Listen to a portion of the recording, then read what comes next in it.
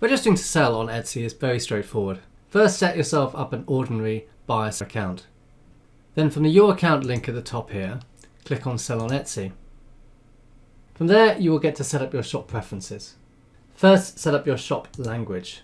I'm going to select English, shop country, shop currency. You have a choice here, obviously, of US dollars or in our case, British pounds. And then we need to describe what kind of seller we are. So in our case, we're selling as a full-time job. Then press save and continue. The next step is to name your shop. It's worth taking the time to think about what kind of shop name you want. Here are some tips. An Etsy shop name has a maximum of 20 characters, and you can't use any spaces or special characters. If you already run a business, you could consider using your business name. Else, if you're creating a name from scratch, your name should be distinctive, it should be easy to remember, it should be easy to spell, and it should be descriptive about the kind of products that you sell. Here's some examples of good and bad shop names.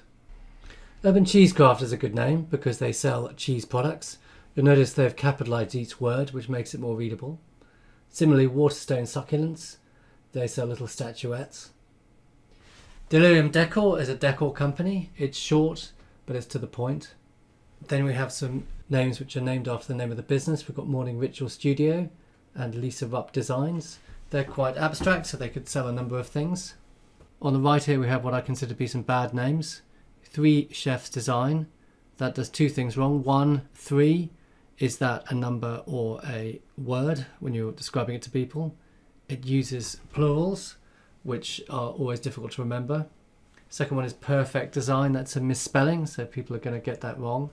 And thirdly, Enfant Terrible Toys. That's a foreign language name, and so people who speak English are going to have trouble with it. Here are some tips for choosing your shop name. Firstly, do some research both on Etsy and on Google. See the kind of names that people are using, get some inspiration for the styles that people use. Once you've thought of some names, ask your friends, get some feedback on the names, see how easy they are to remember and how easy they are to type in. If your chosen name is not available, you could always add words like design or company on the end to give it a variation which will keep your brand but will be different from what is available. And also capitalize each word which you have in your shop name for readability. In our case, we're going to use the name Hello Baby Direct because that is our business name. The words Hello Baby are not available, so we're adding direct on the end. So continue. Before you can launch your Etsy shop, you must have at least one listing. We should be going through creating listings in a separate video. Click Add a Listing to add your first listing. Once you've created at least one listing, and here I've created a dummy listing, you can go into the next 2 stages, which is how you'll get paid, so your bank details, and your billing details, so you need to enter a credit or debit card there. I'm obviously not going to show you those stages because that includes personal information. Once you've entered your payment information, click Save and your shop will be ready for business. As you can see, there is the name of the shop, and that is the listing that I created. Thanks for watching this video. For more content, please subscribe to our channel or check out our Amazon playlist.